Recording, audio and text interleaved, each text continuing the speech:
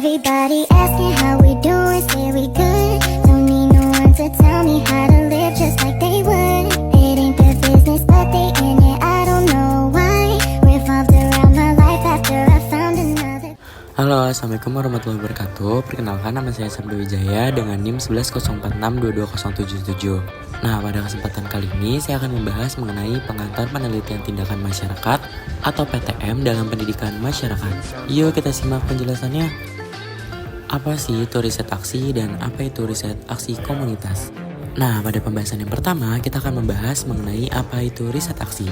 Nah, pada intinya riset aksi didefinisikan oleh komitmen ganda terhadap tindakan atau perubahan dan penelitian atau pemahaman. Menurut Kurt Lewin, yang sering dianggap sebagai pionir konsep ini pada tahun 1940-an, menekankan potensi reformasi sosial dan pendidikan. Riset aksi ditandai dengan proses siklus perencanaan, tindakan, observasi, dan refleksi dengan setiap siklus bertujuan untuk menghasilkan peningkatan dalam praktik dan pemahaman. Nah, lebih singkatnya, riset aksi adalah metode partisipatif dan berulang yang bertujuan untuk memecahkan masalah dan memahami siklus tindakan dan refleksi.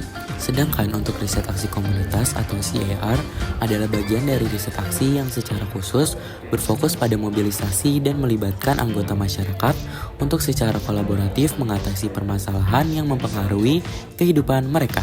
Nah, selanjutnya kita akan membahas mengenai jenis-jenis riset aksi. Ada dua, yaitu riset aksi partisipatif atau PAR dan riset aksi praktisi. Pada riset aksi partisipatif atau PAR berfokus pada kolaborasi antara peneliti dan peserta, menekankan pemberdayaan, peningkatan kapasitas, dan perubahan sistematik. Riset aksi partisipatif atau PAR adalah sebuah pendekatan khusus dalam bidang riset aksi yang lebih luas dengan fokus pada pentingnya partisipasi dan tindakan anggota masyarakat yang terkena dampak langsung dari penelitian tersebut. Sedangkan riset aksi praktisi adalah cabang riset aksi yang berfokus pada penanganan dan pemecahan masalah melalui proses penelitian.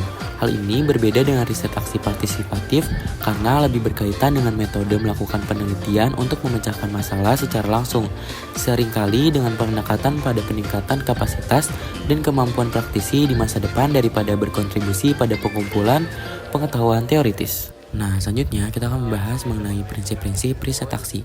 Yang pertama, bersifat partisipatif. Salah satu prinsip dasar riset aksi adalah sifat partisipatifnya.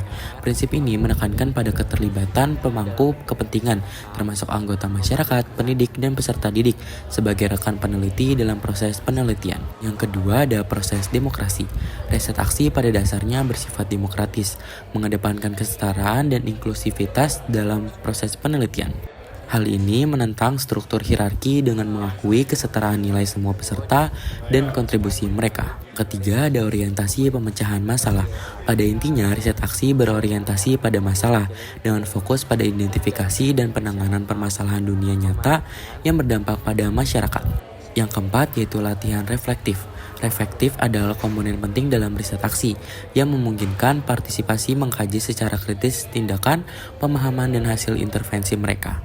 Nah, yang terakhir ada pemberdayaan dan peningkatan kapasitas. Riset aksi berkomitmen untuk memberdayakan individu dan komunitas dengan mengembangkan kapasitas mereka untuk mengidentifikasi, meneliti, dan memecahkan masalah mereka sendiri. Nah, pembahasan kita selanjutnya yaitu penerapan dan dampak riset aksi komunitas. Nah, ada tiga. Yang pertama, kelestarian lingkungan. Dalam sebuah proyek yang bertujuan untuk meningkatkan keberlanjutan perkotaan, penduduk lingkungan kota berkolaborasi dengan para peneliti untuk mengidentifikasi isu lingkungan setempat yang mengarah pada perkembangan kebun masyarakat dan program pengurangan sampah. Yang kedua yaitu peningkatan layanan kesehatan. Inisiatif CAR yang berfokus pada peningkatan layanan kesehatan ibu di daerah pedesaan melibatkan perempuan setempat, penyediaan layanan kesehatan, dan peneliti untuk bersama-sama mengidentifikasi hambatan dalam mengakses layanan. Yang terakhir ada reformasi pendidikan.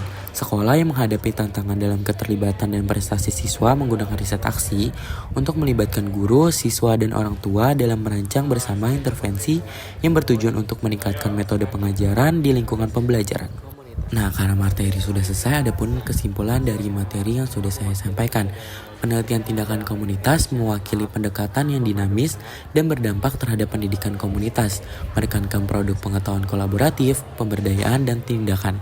Dengan melibatkan anggota masyarakat sebagai peserta aktif dalam proses penilaian, CAR membantu memastikan bahwa intervensi pendidikan relevan, efektif, dan berkelanjutan. Nah, dengan mengambil contoh-contoh spesifikasi dan wawasan konseptual, jelas bahwa riset aksi tidak hanya memperkaya pemahaman akademis, namun juga memberdayakan masyarakat dan individu untuk melakukan perubahan yang berarti.